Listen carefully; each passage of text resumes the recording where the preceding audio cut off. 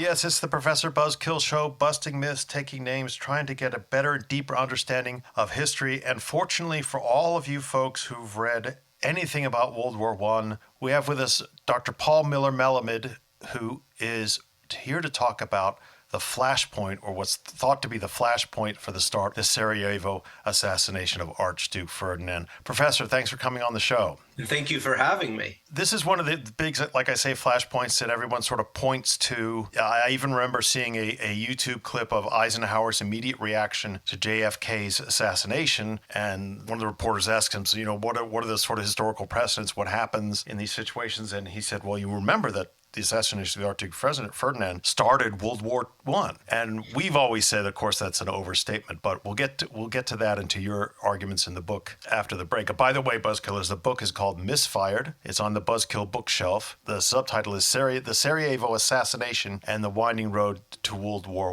I. First of all, Professor, if you don't mind, can you give a sort of summary of what happened? I mean, we don't need the assassination itself. I think we can assume that all of our listeners know there are these rising tensions in Europe, and two power blocks building, and the sort of Barbara Tuchman oversimplification story. But what happened with the assassination? Well, as you said, the background is sometimes referred to as MAIN, M-A-I-N, militarism, alliances, international tensions, nationalism, or the I is also for imperialism. So there are these tensions, but there's tensions in the world today too. And is some assassination in Taiwan going to kick off a world war or something like that? I think what's important for everyone to understand is this was a political murder, an assassination. Right. These things, unfortunately, are not uncommon. They happen.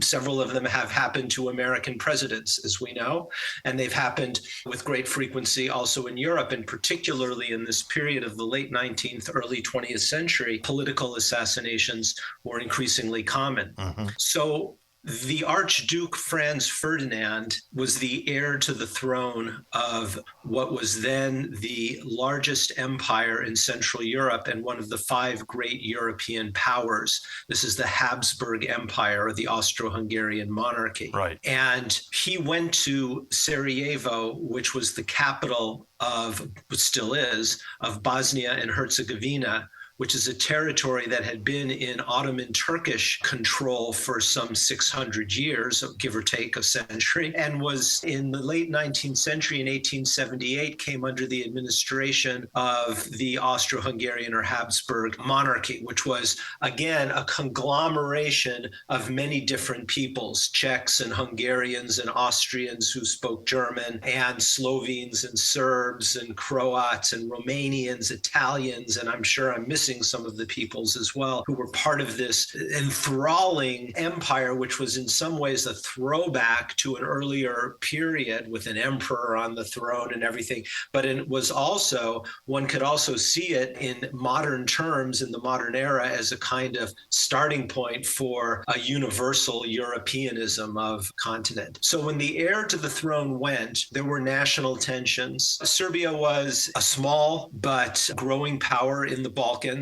And really the major kind of mechanism to understand, the major issue is that the Balkans, this strip of land that attaches Europe to Asia, was in some ways an imperialist playground in similar ways as Africa was for Britain and France and some of the other powers. Because the Ottoman Empire had controlled most of the Balkans, all of Serbia, all of Bosnia, Macedonia, most of Greece through the 19th century. And as its power waned, this vacuum was created. Mm-hmm. And the Russians wanted influence there, and the Austro-Hungarians wanted influence there, and the various nations or peoples, nation is a synonym for people. Right. That's an important distinction to make. I've got important definition. Exactly. Serbia became a state, but the Serbian people had national aspirations in other words, for their peopleness to become politicized in the form of a state. Right. And they got that in the early 19th century. And gradually they gained power. And as Ottoman power declined, they were able to take over more territory. But Bosnia-Herzegovina was a province that was given to Habsburg Austrian control in the late 19th century and included a mixture of peoples, including Serbs, Right. but also Serbs who are Orthodox Christians, but also Croats who are Catholics, and also a large population of Slavic peoples who had converted, as they all are in that area, Slavic peoples who had converted to Islam during the several centuries of Ottoman rule. And so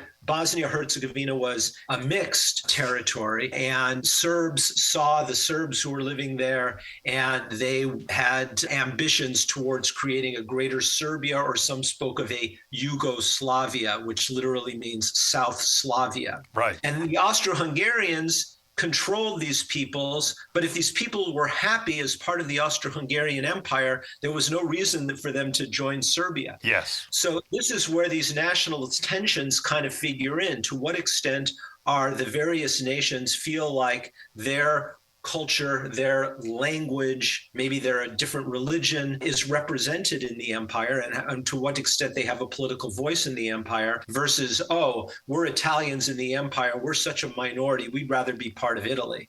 Yeah. Or we're Serbs exactly, in Bosnia, we're such a tiny minority, we'd rather be part of Serbia.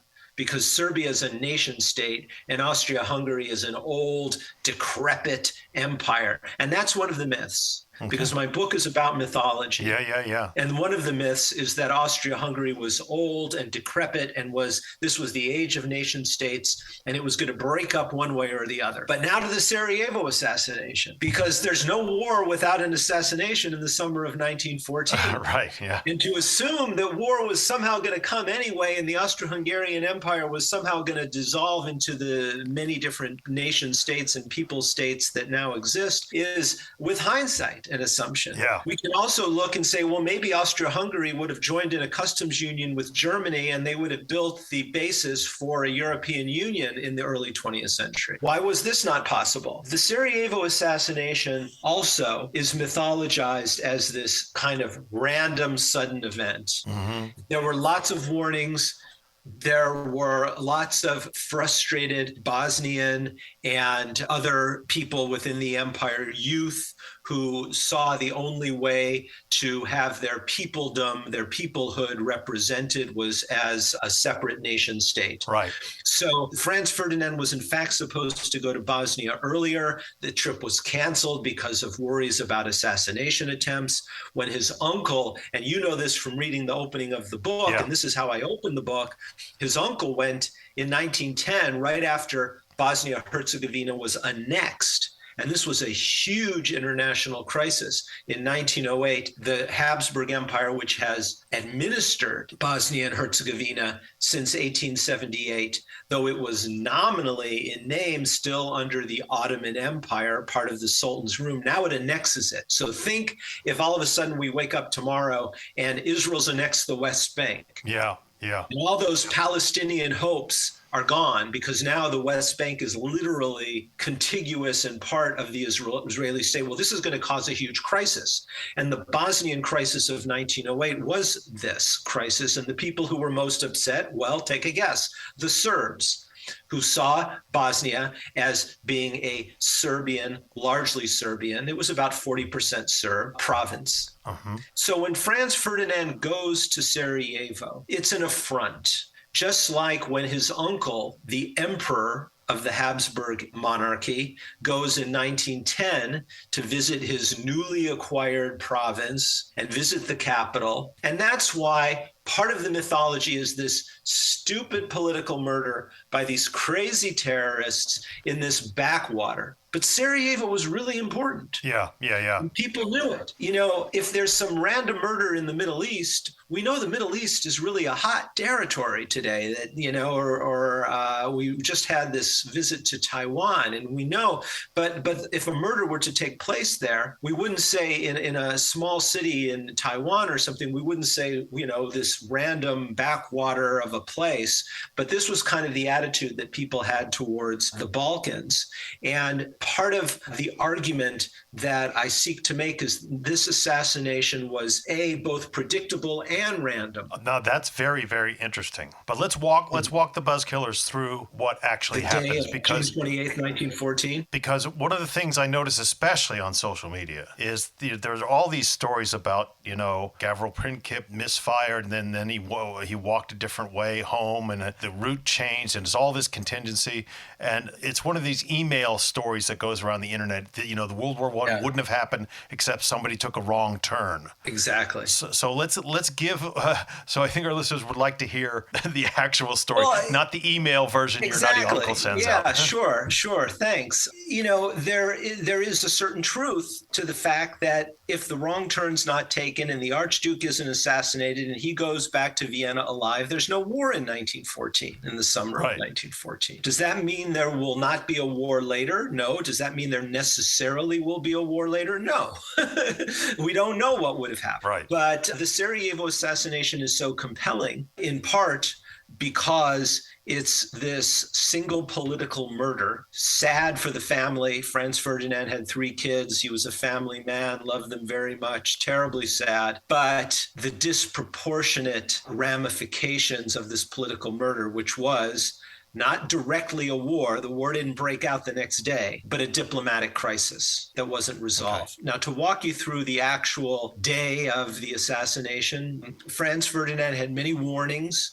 There were nationalist tensions. He knew that there had been an attempt on his uncle, the emperor's life, in 1910. Security was abysmal. This had to do with the way in which Bosnia was controlled by the Habsburgs. It was neither Hungarian territory nor an Austrian territory. This is the Austro-Hungarian monarchy, and they kind of divided up the territory, but Bosnia was kind of split between both. And so security was abysmal. There were plainclothes security officers, but the military that was in garrisons in town were not basically put on the streets at all. The assassins themselves were all Bosnians, but they obtained their weapons in Serbia. And this is where, and we can talk about this now or we can talk about it later, that I spend an entire chapter of my book on the whodunit question. In other words, who is responsible for organizing the conspiracy against Franz Ferdinand? Well, since that's a new and groundbreaking part of your book, let's leave it till the let's leave the listeners with a cliffhanger now, and then we'll get to it after the break. Cliffhanger now. So Franz Ferdinand goes to Sarajevo. He goes to Bosnia to observe military maneuvers. The last day, 2 days of military maneuvers, his wife tours around, visits churches and things. The last day after the military maneuvers, it was a Sunday. It had been miserable weather, Friday and Saturday. All of a sudden, the sun comes out, which adds to the whole mythology of the thing. Europe was bathed in golden sunlight. And then came these nasty Bosnians. And Franz Ferdinand's plan is to process through the capital of Bosnia, Sarajevo, in a motor vehicle, not like his uncle 2 years earlier who went in a horse-drawn carriage, but he'll be in a motor vehicle. There were, I believe, 8 total vehicles in the procession. And there were 7 total assassins with handguns and grenades. Mm-hmm. The first one chickened out. The second one threw a bomb that hit the back of the car and toppled into the street and seriously injured some of the people in the Imperial Party that were in the car just behind. And this is where we get into the whole interesting issue of the wrong turn, because there was a failed assassination attempt, and that should have been the end of the story. Right. Everything should have been done to secure the streets of Sarajevo after that and to make sure that Franz Ferdinand was protected. Every measure should have been taken, but it wasn't. Instead, the car behind him comes to a stop because of the bomb that went off in the street, which seriously injures some people in the crowd and some people in the air, Franz Ferdinand's party. But eventually their car continues. They get to City Hall. Right. And it's this beautiful Moorish building, which you can see online, built by the Habsburgs, actually. Yeah. And he's greeted formally as if there was no assassination attempt. And in the middle of the speech by the mayor, he stops him and says, "Whoa, wait a minute.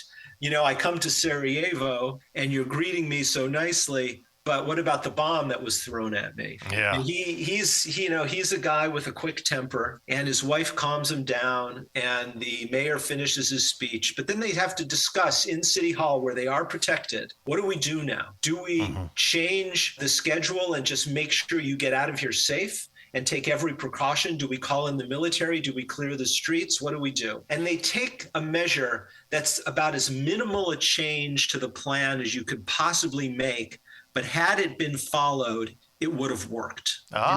Yes, the slightest deviation. And this is, again, where the randomness factor comes into this. It's not random because everybody knew that the threat of assassination was real, including Franz Ferdinand. But it is random in the sense that there was a bomb that just missed. So what they do is the governor general who's in charge of the visit of Franz Ferdinand, his name is a guy named Potiorek. He's in charge of taking care of Franz Ferdinand and making sure he has a good time and gets out safely.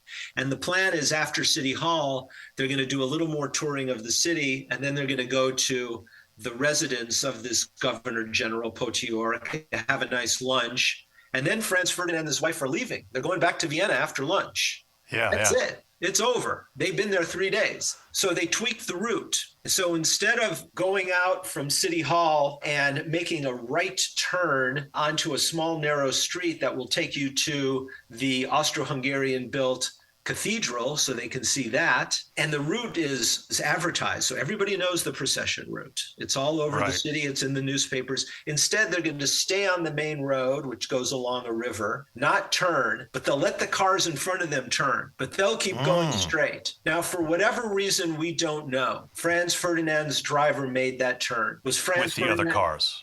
What's that? In the third with car. The other cars, yeah. Yes, with the other cars. Theirs was the third car. Was he in on the plot?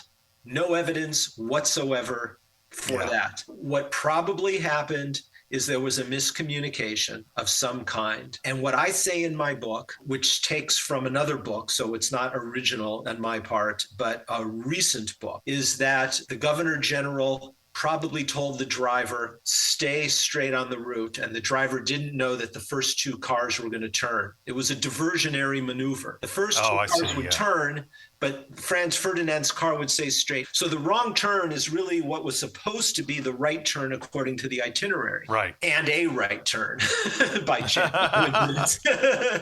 By the way. And that's why Princip is there. Because let's remind everyone who this is. Gavrilo Princip is... Gavrilo Princip is a young Bosnian from a peasant family who became a radical Bosnian nationalist and hated Austro-Hungarian rule, and was a very smart student, very bookish, read everything, very well-read guy, went to Belgrade to study, got interested in these various nationalist groups and movements, and became a Yugoslav nationalist. He wanted there to be a South Slavic state. He didn't really have any particular political ideology or plan, but he felt, most importantly, the Habsburg Empire needs to get out of Bosnia. Bosnia is our home, and they treat us the same way the British treated the Africans in Kenya, and the Dutch treated the Indonesians. They treat us patronizing like we're a colonized people,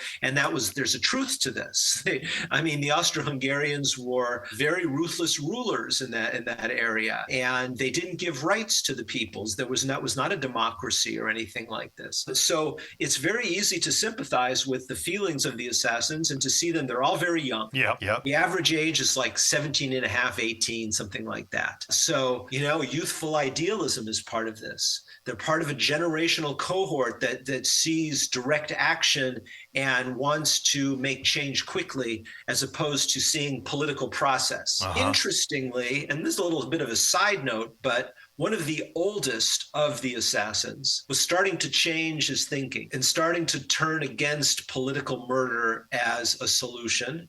And this is what it was. It was not an act of mass murder and terrorism. Right. It was a targeted political assassination. So forget all the comparisons that many prestigious historians and many non-professional scholars make with mass murder of today's terrorists. Right. Because the assassins specifically wanted to avoid injuries from other people. And they said this many times. In any case, the wrong turn is the right turn according to the itinerary. And that's where Princip is waiting, because he knows the itinerary and he's standing there. And so when they make that wrong turn, somebody in the car, probably the governor general, says, wait a minute, we changed the route. We were supposed to stay on the main route. So the car stops so it can back up and get back on the main route. And, Princip has a sitting duck of a target. And he's, Franz Ferdinand is wearing this big ostrich or some feathers. It's green. I mean, he's very visible. Yeah. But he's also on the opposite side of the car. He's on the far side. Okay, from where Princip is, okay. So Princip takes out his revolver, but according to his own testimony, he turns his head and he doesn't aim. The first bullet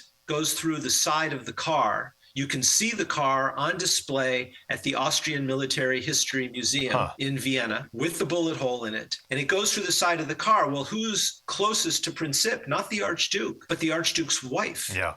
And the bullet goes through the car and into her side and cuts a major vein, and she dies. And all the assassins regret it. Yes. They regret having killed a mother, right? Yep. So again, to make facile comparisons to terrorists, like we think of them today, in their 19th century context, they thought of themselves as terrorists, political murder, right?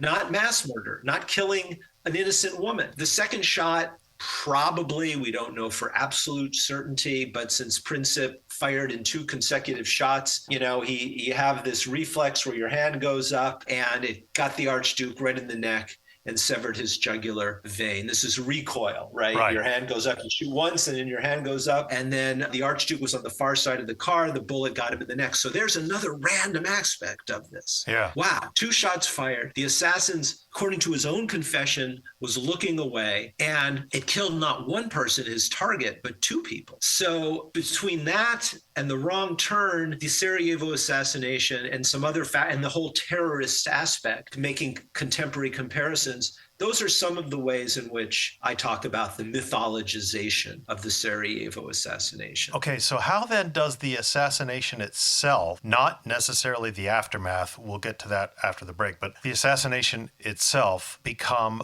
mythologized and the narrative sort of twisted? I mean, we hear all kinds of things that Princip had given up and was going to get a sandwich and went into a cafe or whatever, and it just so happened that he was on the right route, on the route because of the wrong turn, but now we know he was on the planned route.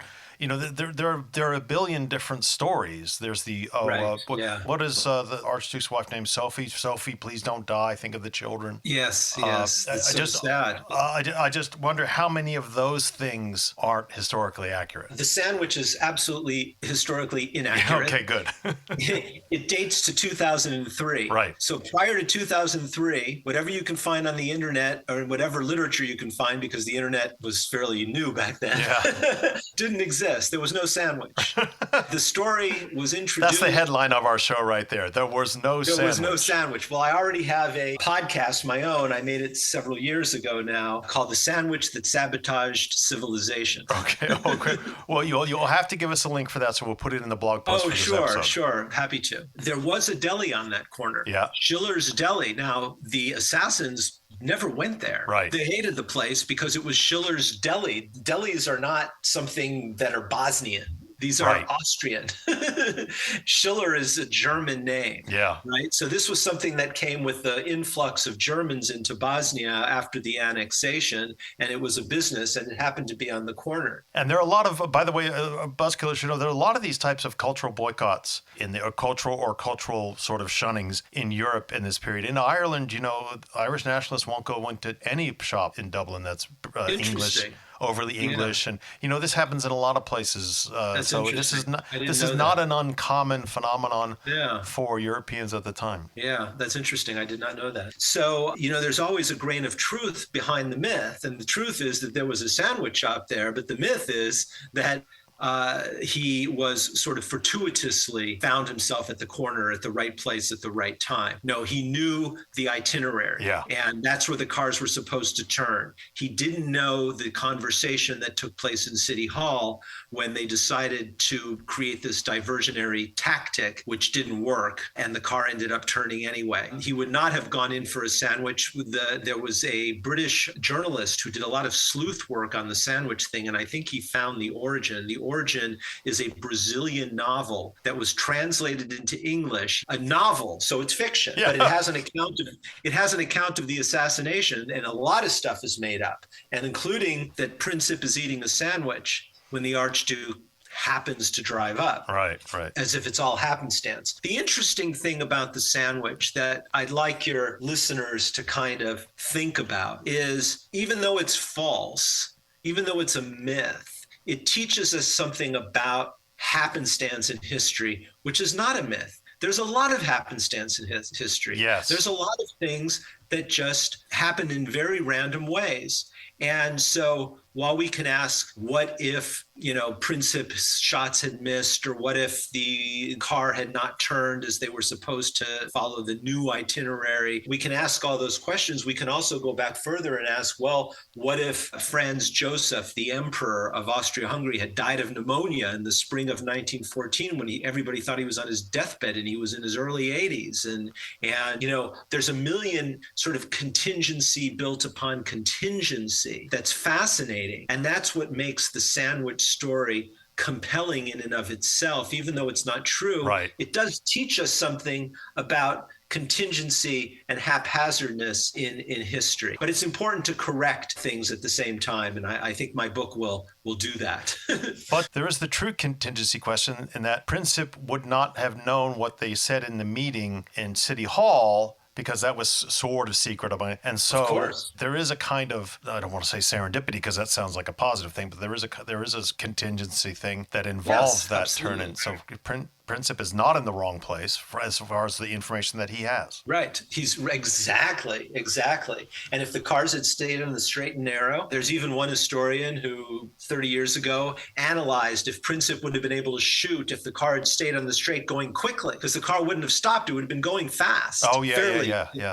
And there would have been no chance. I mean, he got 2 lucky shots in the first place. Well, the first one wasn't so lucky because it killed the heir's wife. Right. But he never would have had a chance, and maybe wouldn't even have had tried, probably. So, all of this makes us, kind of think, well, if there was so much randomness on the day, even though the assassination itself or the threat of an assassination was not random, if there was so much, then why in the world was a war the outcome, a world war come out of this? Why didn't people say, hey, look, we knew that there was a threat of assassination. We knew that Serbia had an interest in this, and we screwed up on that day. The governor general screwed up in his instructions to the driver. The security detail was abysmal. Mm-hmm. Literally, just to make a comparison, when the emperor went in 1910 to Sarajevo, and there's a picture right in the front of my book of the emperor in his carriage in Sarajevo with the whole regalia, that he's wearing. And there's a cordon of security officers guarding, the crowd. Mm-hmm. And for the Archduke, the heir, who could become emperor any day because the actual emperor was in his 80s. Sure. There is 100-some plainclothes police people mixed in the crowd, and no military at all to be seen. Yeah. And there were many in the administration in Austria-Hungary who said, yeah, we screwed up here. Hey, come on. The security was abysmal. But instead, it became a cause célèbre, which people didn't realize at the moment it happened. Yeah. People didn't immediately say, oh, my God, Franz Ferdinand was assassinated. This means there's going to be a world war that's going to drag in the United States in a couple. I mean, that was not the response. That was the response of a few chosen individuals. But for the most people, they expected it to be a crisis that could be managed. Well, no, that's a good teaser for what we're going to talk about after the break. But before we get to the break, in subsequent decades and up now 100 years, how does the shot and the assassination get mythologized as the cause? Is it, people always like to look for one answer.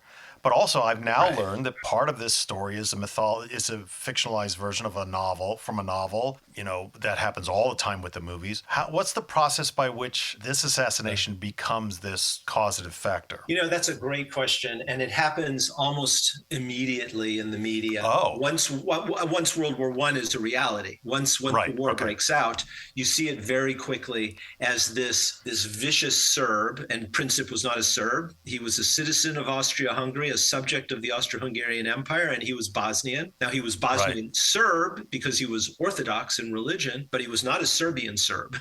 But you see him Serbianized all the time, and that is part of the myth.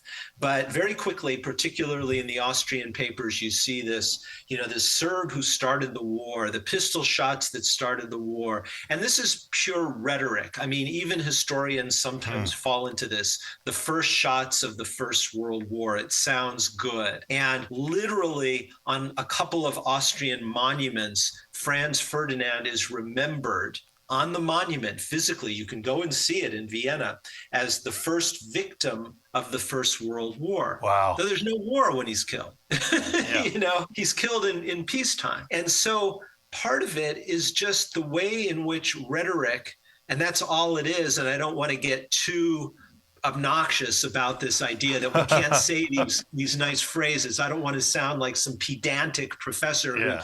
because the fact is, and this is part of the argument in my book, is that academics like myself fall into this as well. Yeah. Yeah. Terrorist analogy is used by a lot of academics, and I think it's a problematic analogy. But all of it is contributing to this notion that there is a direct relationship between assassination and Armageddon. Mm-hmm. And in fact, you have to look at what was happening politically during what's called the July diplomatic crisis of 1914 in the halls of power in Vienna, in Berlin, but also in St. Petersburg, in Paris, and in London, in order to see why the Austro-Hungarian rancor and anger over the murder of their heir couldn't be somehow controlled in such a way that maybe it could have gotten the revenge they wanted against Serbia, but that could have been contained without Russia coming in to defend the Serbs, and then the alliance system kicking in, and this whole schmigegi of a kind of a trickle-down effect, or whatever you want to call it, in which all the great powers get involved. But no one predicted,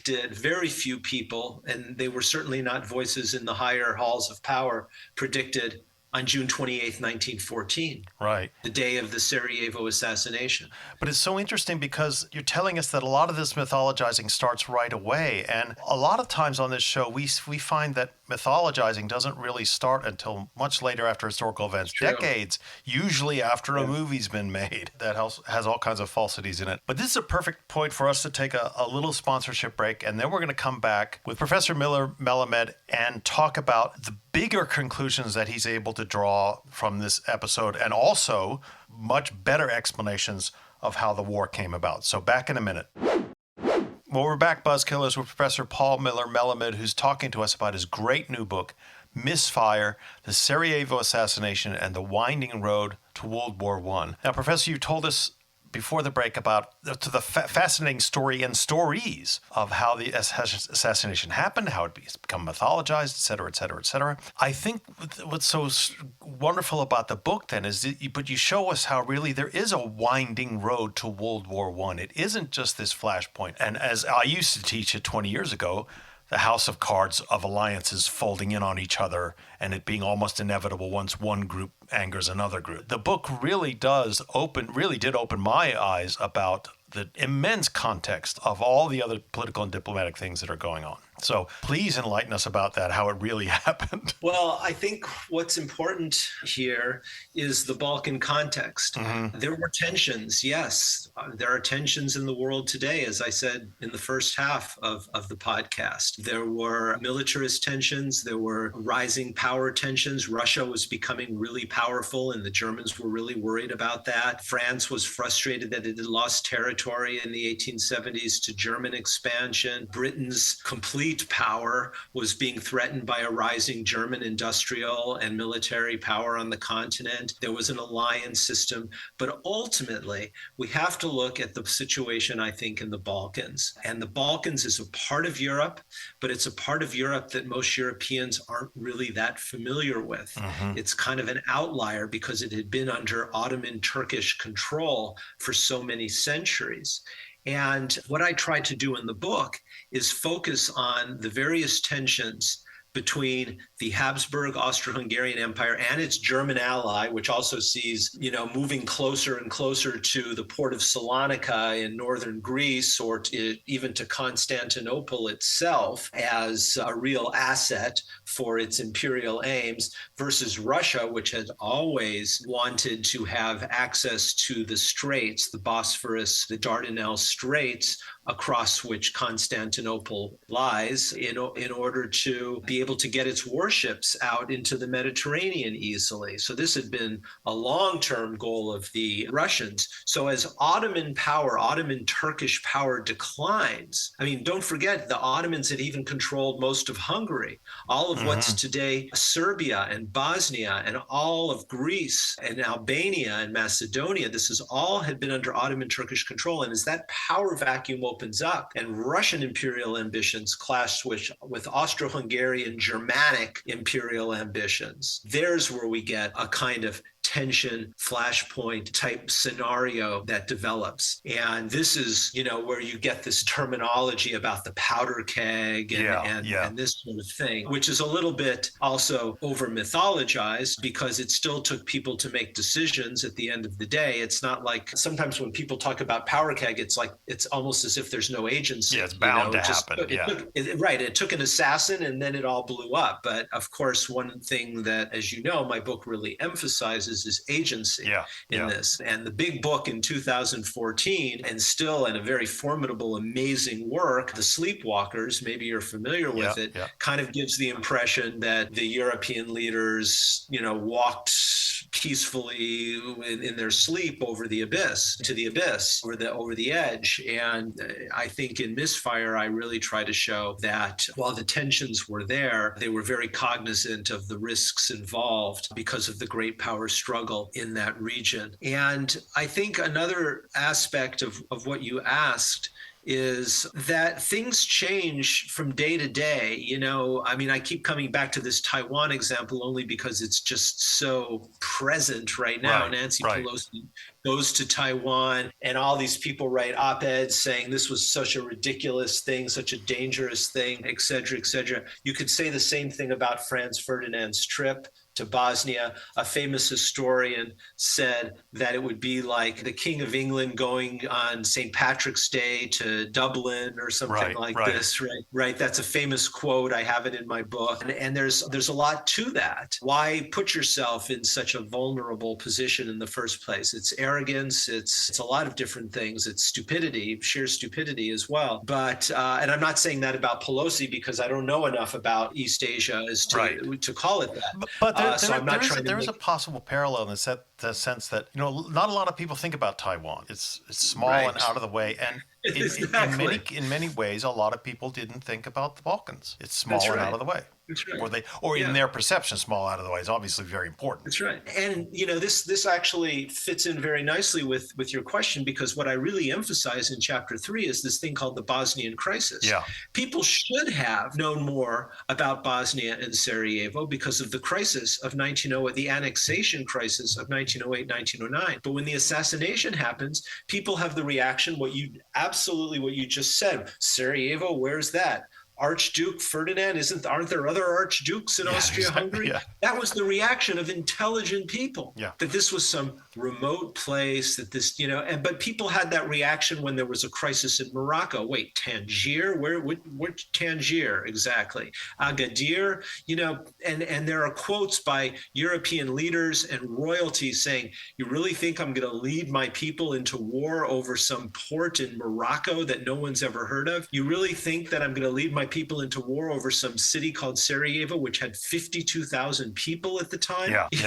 I mean, this is, again, and this is another where the bad analogy with terrorism comes in. Our expectations are, you have to have a 9/11 type event. New York City, World Trade Center. Exactly. Yeah. Okay. Sarajevo, 52,000 people, one political murder.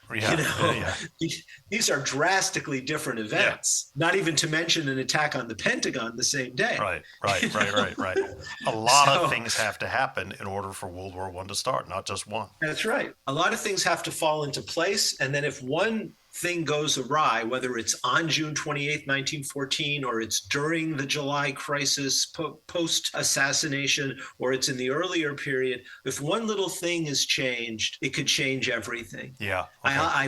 I love this, example, I've already mentioned it, of Franz Joseph being on his deathbed in the spring of 1914. He dies. Franz Ferdinand becomes emperor. He probably doesn't go to Sarajevo. Yeah, exactly. Yeah. So then how I mean, this is why this book is so important and why I want to assign it in class, in my upper division classes. And that is because you're showing all this depth and context and breadth of causation. Causation is a word I've, over the last 20, 30 years, I've become increasingly unhappy with for history. But it's just the biggest myth you're busting, and I think it's in this, really, the major part of your book, is that things can be caused by various overly simplified and oversimple explanations. So there's a very complicated origins of World War I and very complicated causes. So, I mean, I don't want to have to get all quantitative and have to enumerate these things, but I remember once talking to students and putting it up on the blackboard, all the things that had to happen. And, it was a hell of a lot. Maybe it wasn't a dozen major ones, but it was certainly eight or 10. And that's a huge difference from, 2 shots that were heard around the world. Yes, absolutely. I always tell students, there are long-term structural forces. Yep. There are medium-term forces, like the alliance system, for example. And there are immediate-term forces, like the Sarajevo assassination. But without all those in place and coming together in a certain way, you don't have the First World War, for example, as we're talking about. Structural force could be something like the decline of the Ottomans, the German Empire coming together finally after such a long effort to unite Germany. Finally, Germany is united in 1871, and you get this big new power right on Europe, in the center of Europe. That's a major shift. A major dynamic, a long-term dynamic that's important for understanding how this political crisis that was triggered by the assassination in Sarajevo could actually turn into a cataclysmic war. Well, Professor, that's probably a good place for us to wrap it up, because we don't want to give away too much, and we want them to get the book. But again, it's just so important. We try over and over on the show to interview people who show us the complexities and to tell us how that contingency is an extremely important factor. Mm-hmm. And I'm so grateful for you coming on the show. The book, again, is on the Buzzkill bookshelf. I think, if I remember, I'll also put a link to The Sleepwalkers on the Buzzkill bookshelf. Yeah, you should. So it just remains for me to say thank you very much for coming on the show. And when can we have you on again? Well, thank you. Yeah, I'm working on another book now. So. Fab. Absolutely fab. But it'll be a while. That's okay. We can talk about works in progress. We do that all the time. Oh, sounds good. Great. Well, thank you so much. Well, it's just been an absolute pleasure and a real eye-opener. It'll be a real eye-opener for our listeners. And this is an episode I'm definitely going to assign to my students. Great. Thank you. So thanks again. And we will say to all the Buzzkillers out there that we will talk to all of you next week.